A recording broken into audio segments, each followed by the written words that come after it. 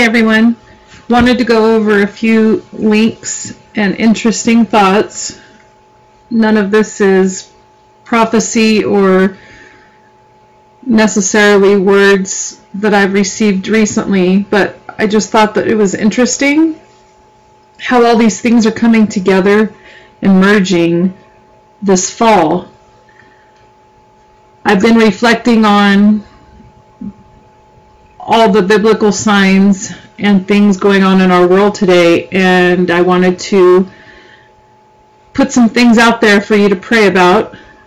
Anyways, this person made a video that almost represented my thoughts. I haven't finished listening to it, but it's titled "It's All Coming Together, September 2015, Asteroid 70th Jubilee Year, Final Blood Moon and Falling Away?" So it's sort of like, you know, she went over these same thoughts in this video, and we know that it's culminating in September as far as all the prophetic signs, the blood moon and the Shemitah year, the Yom Kippur and the Jubilee year, and the UN is coming to meet in New York during that time. So I wanted to show you that in the news with some clips. So anyways, I'll leave a link to this video as well as some of the others that I'm going to show you. Alright, back in March, when was that? March, I believe 2014. I don't remember the day, but it was all over the internet and YouTube how Foreign Minister Fabian Laurent was with John Kerry, and he was speaking and made the comment about climate chaos happening in 500 days. People have since, like especially government officials, have made comments and posts on the websites out on the internet reflecting on how that was not referring to something happening in 500 days, but around 500 days, and they referred to their global warming summit that's going to happen in November 2015. But if you count forward from when he said this, he says 500 days we will have climate chaos.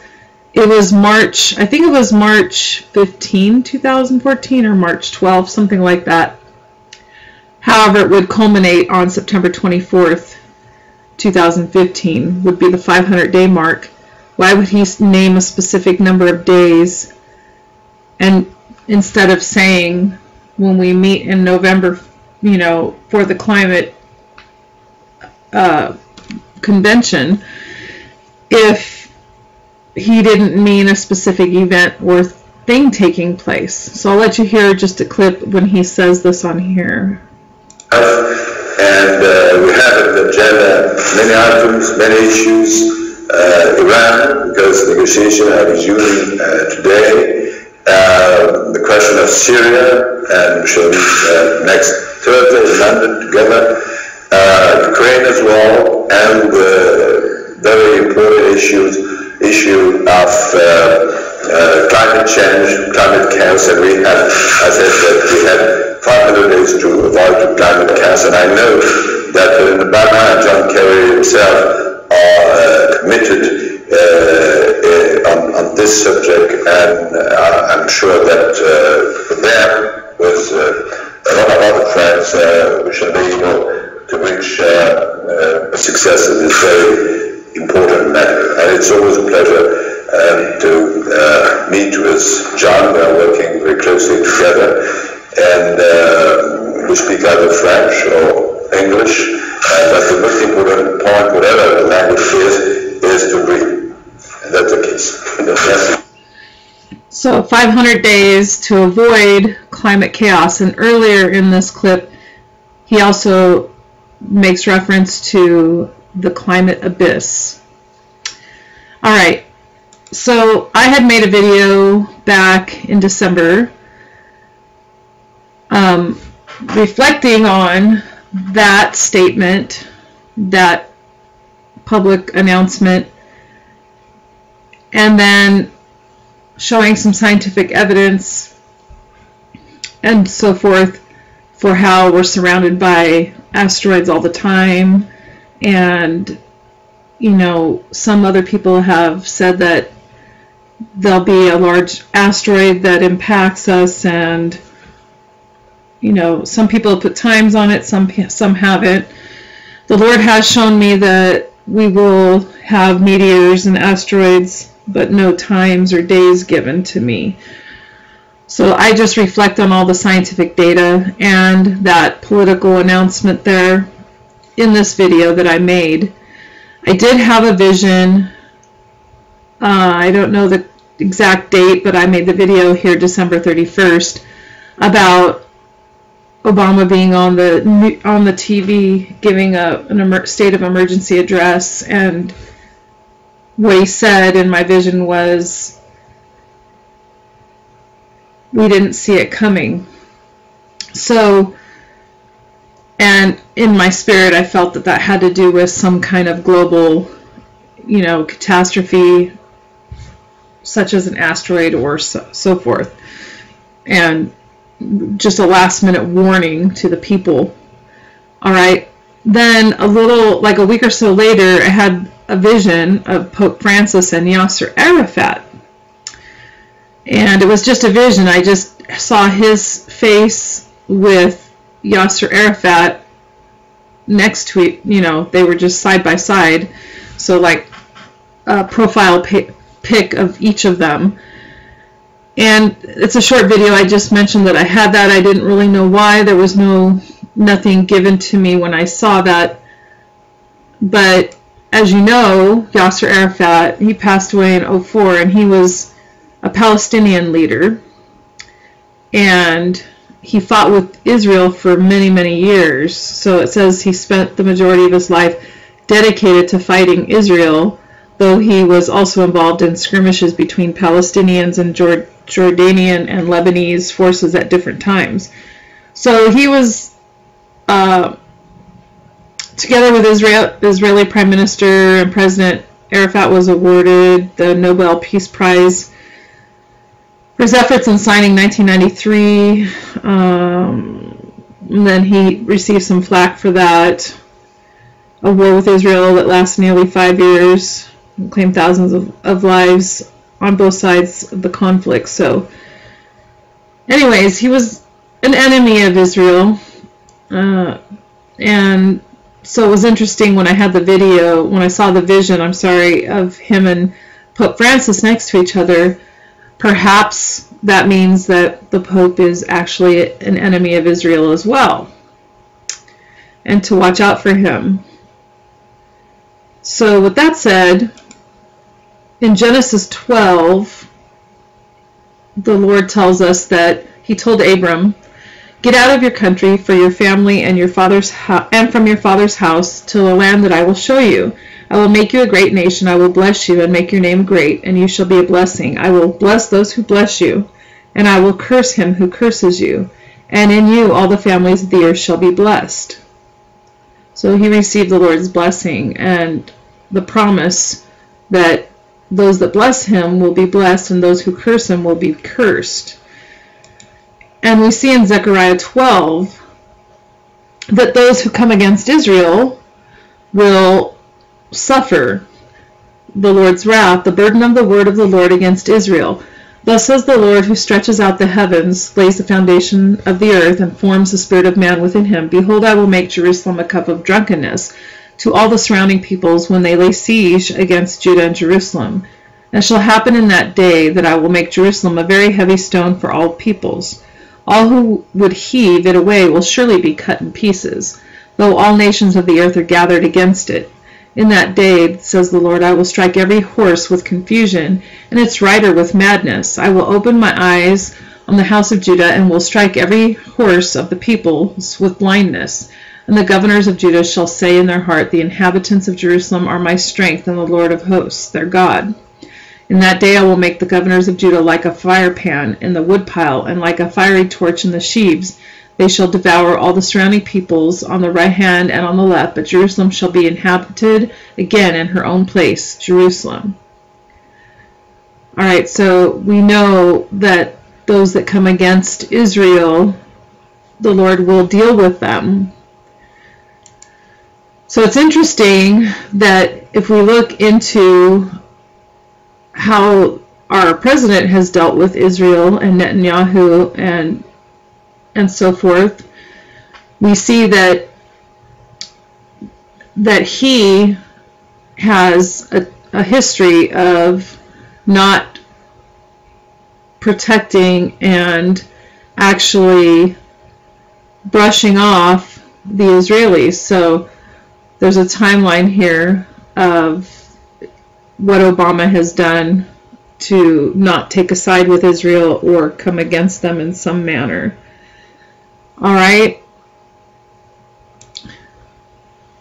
Now looking towards September, and why I think September is such a big summit or climax of things to go down in history and in the world, is because, one, we have the blood moons, tetrad, 4 blood moons that all happen on high holy days. Passover and Feast of Tabernacles 2 years in a row. So we've already had the third one just about a month ago, April 4th. The last one will be September 28th. So pay attention to the days in September as we go through this. It says right here, it's somewhat ironic that 3 of these 4 lunar eclipses are not visible, even in part from Israel. The first 3 were not visible to Israel.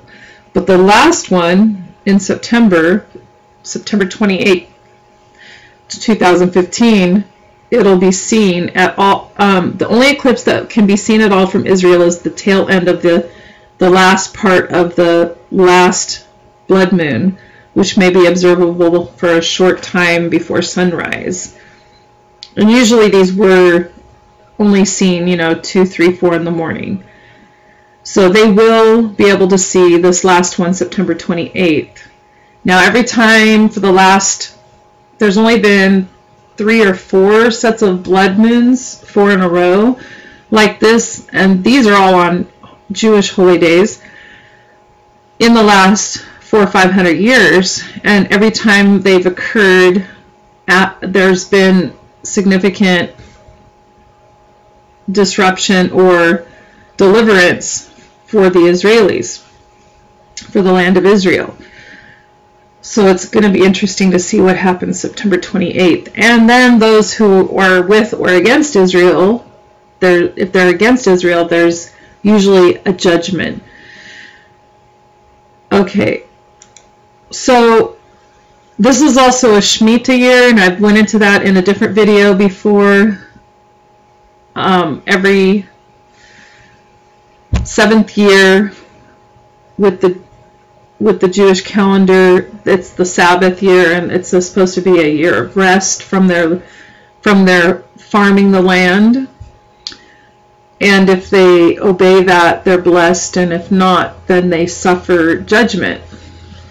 And so this is a Shemitah year. The last one before was 2008, and ironically, when that one ended, we had the economic crash.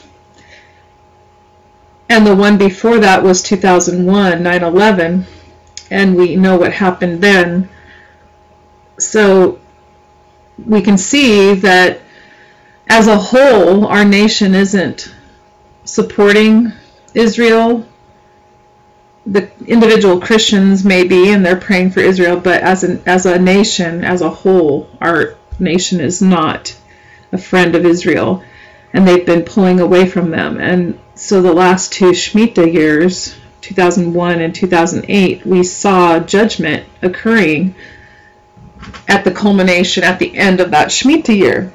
Well, this one started September 25th, 2014, and it ends September 13, 2015.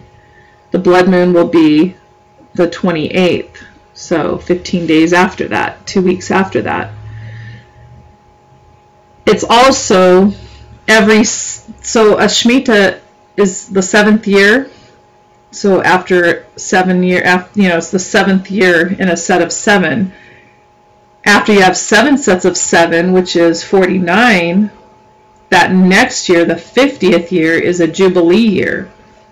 And so we actually have, at the beginning of Yom Kippur, which begins 9/23/15, so it's going to occur 5 days before the last blood moon and 10 days after the Shemitah ends. We have Yom Kippur 9/23/15, and that's the beginning of the year of Jubilee. So that's very interesting. Yom Kippur is it's a high celebration year for the Israelites. And that's 9/23. 5 days later is the blood moon, which Israel will see. And we also, what's interesting is the UN has decided to have their meeting, which Pope Francis is to address and attend this UN meeting in New York on September 25th, 2015. So he is going, it says the United Nations is announcing that Pope Francis will address the annual UN General Assembly of the World Leaders on September 25th during his first papal visit to the United States. So he's actually coming to the United States for the first time, and he's going to attend the UN meeting and address them. So that's very, very interesting. And it also is, it says, an important part of a historic year in which the United Nations marks its 70th anniversary. So it's the 70th anniversary of the United Nations. Scary. And then we see Jade Helm running their main focus, their main 8-week exercise, which they're already set up and all that, in these states, but they're also throughout other states in the United States, not just these western or southwestern states. They're running their full exercise from July 15 to September 15. So that's again in that same, the middle of September. What's really interesting, so it's supposed to go from July 15 to September 15. Lynn Liaz, one lady that I do subscribe to, and she does a lot of current news things, but also tying them into biblical prophecy. She made this video just about a week ago, compiling, like that climate chaos that's supposed to happen September 24th, which is like the same time the UN's having their meeting, and Yom Kippur is starting September 23rd. She made this video saying that how it's confirmed with a couple of people that she knows that have inside information with astronomical events going on, and of course they're going to delete all trace of that as much as possible from the internet as they can until they're ready to make that public announcement, and then it's too late anyways. But she's got this video, confirmed 2.5 mile wide comet headed toward Earth with chilling hellish mystery sounds.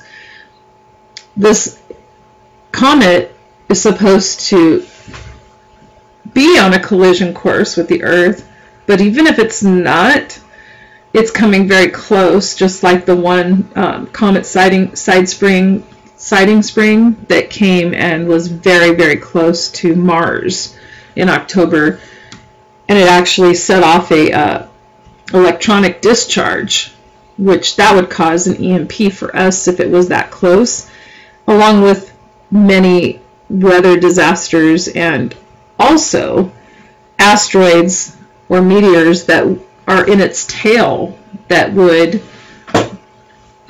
could impact us, break free from the tail of the comet and come at us.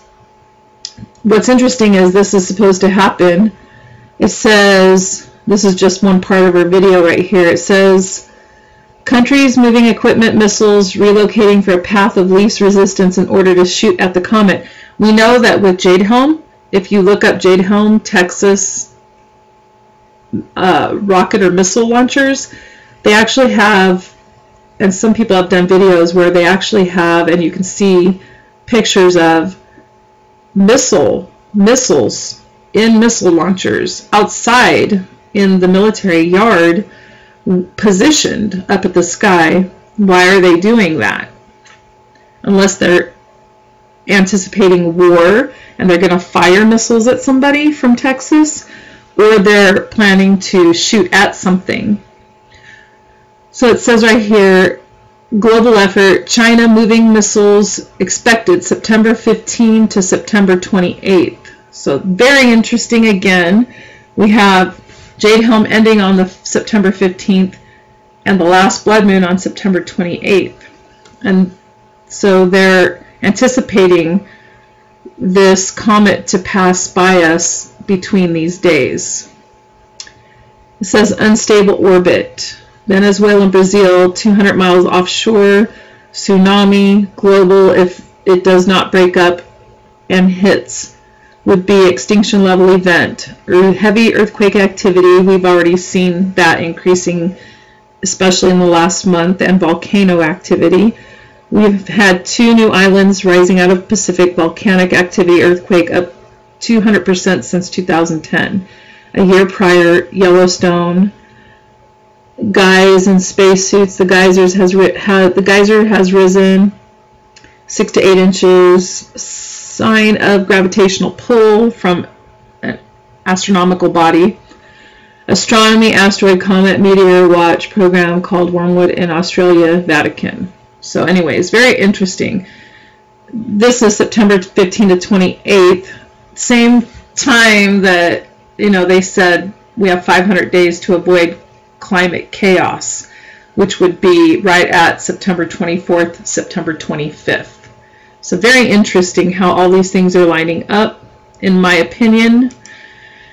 Also, more on the UN. It's their 70th, like they said, their 70th anniversary session of the UN General Assembly, and it's scheduled to open at the UN headquarters on Tuesday, September 15, 2015, the general debate, and that's the same day the Jade Helm exercise ends. And maybe it's ending, but it's going to continue not as an exercise. Who knows, okay? The general debate is scheduled to open on Tuesday, September 22nd, 2015. So, again, look at this, says September 15 to September 28th, and their dates for the UN Assembly is September 15 to September 28th. Very interesting to me. Very coincidental.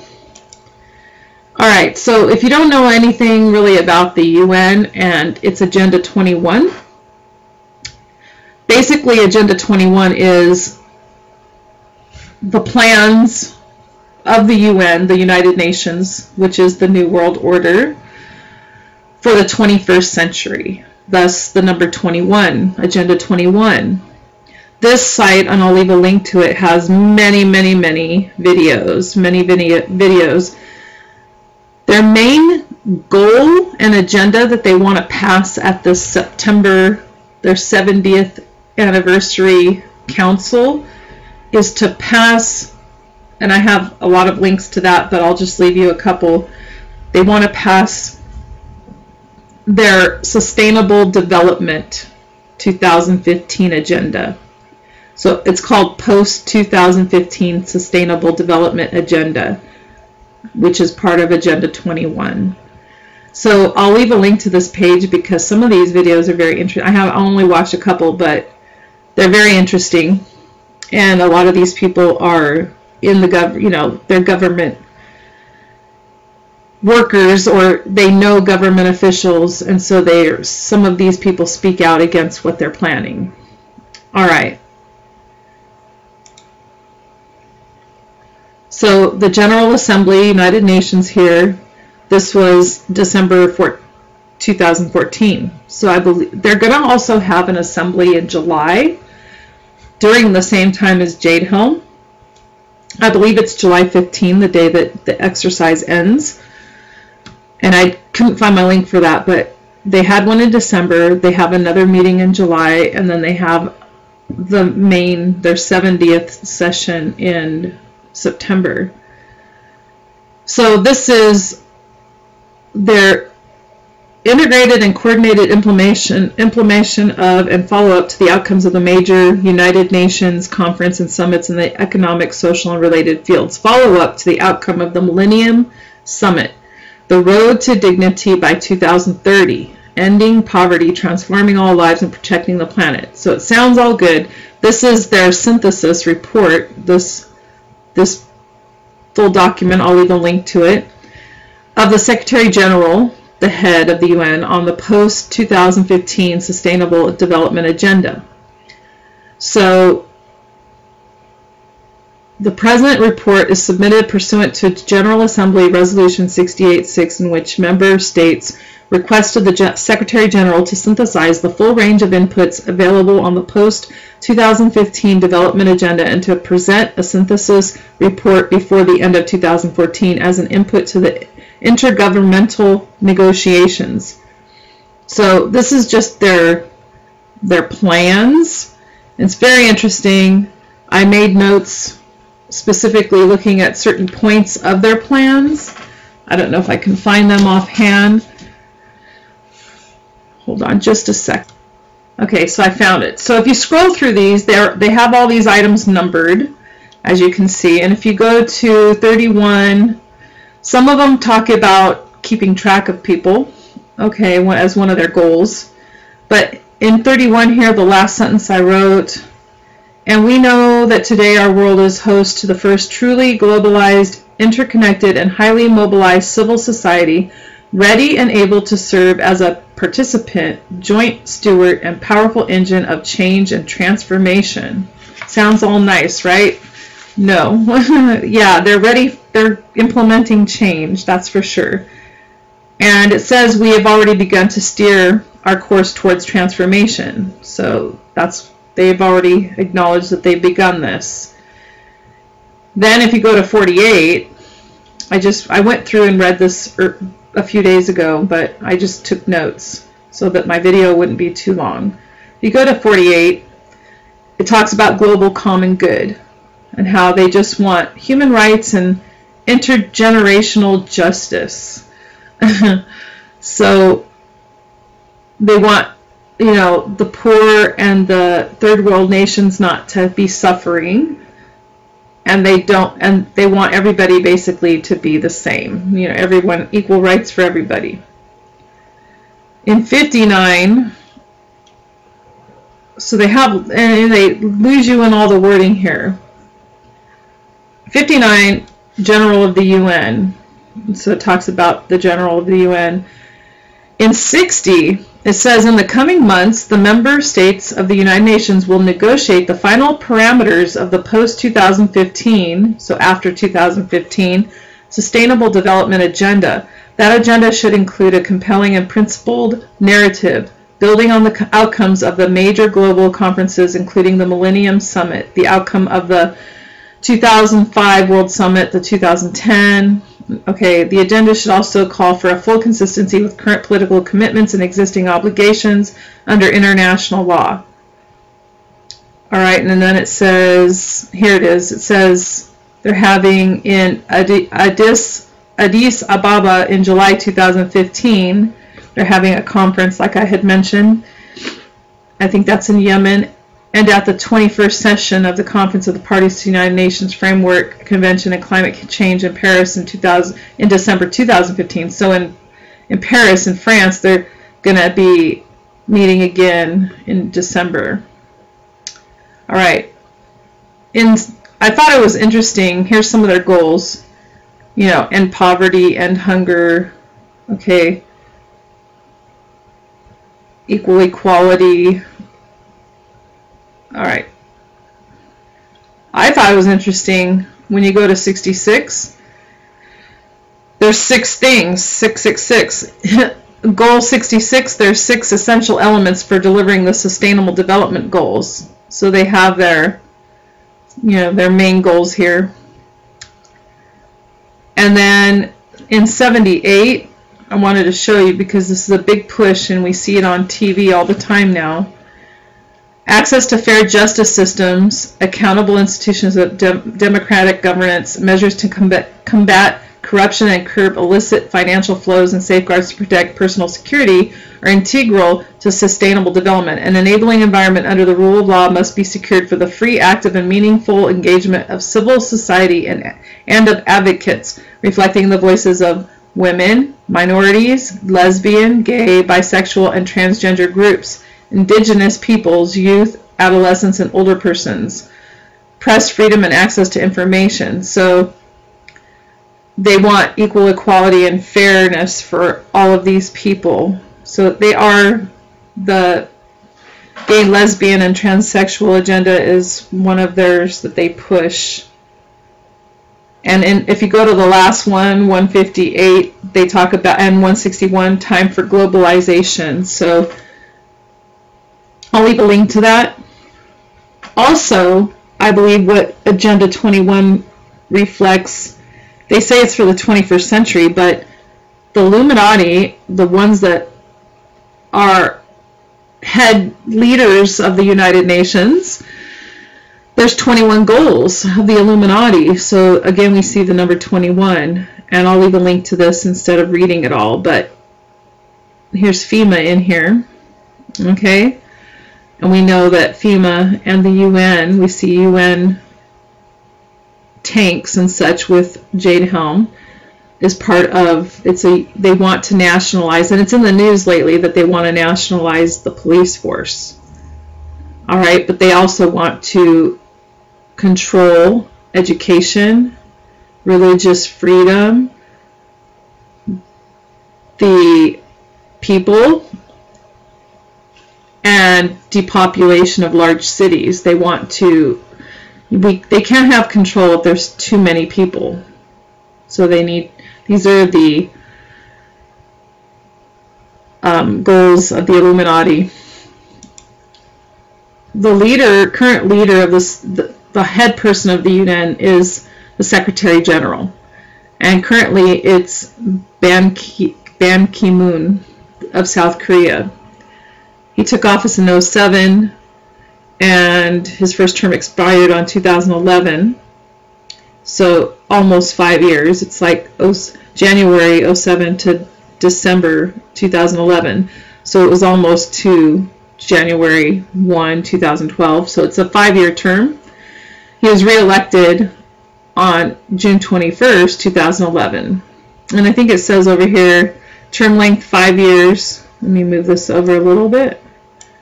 Traditionally limited to 2 terms. So this is his second term, and it will last until 2016.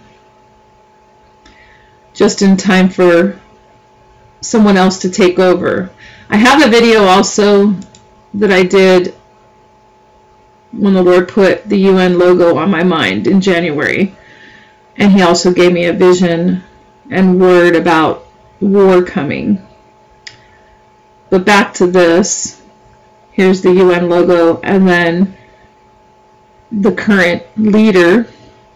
But it's interesting because Obama, he never stopped running this editorial states because he's attended UN meetings, which he actually went to a foreign meeting and attended the UN Council. He was on the UN Council. Now, we've had presidents attend the UN meetings, but not on the council. But Obama was the first to attend as a member of the council.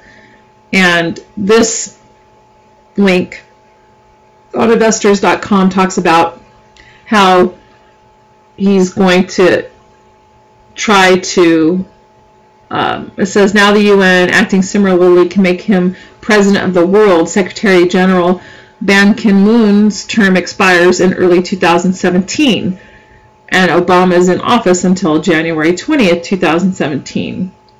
And so I thought that was interesting. If Obama were his successor, the U.S., even under a Republican administration, might not veto an ex-U.S. president in the Secretary Council.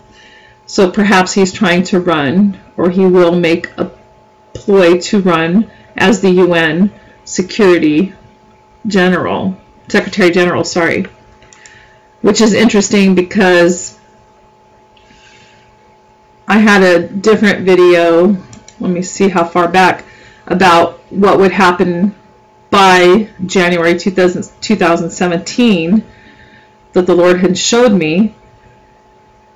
And one of those things was that we were going to have, the government would have complete control over us by January 5th, 2017.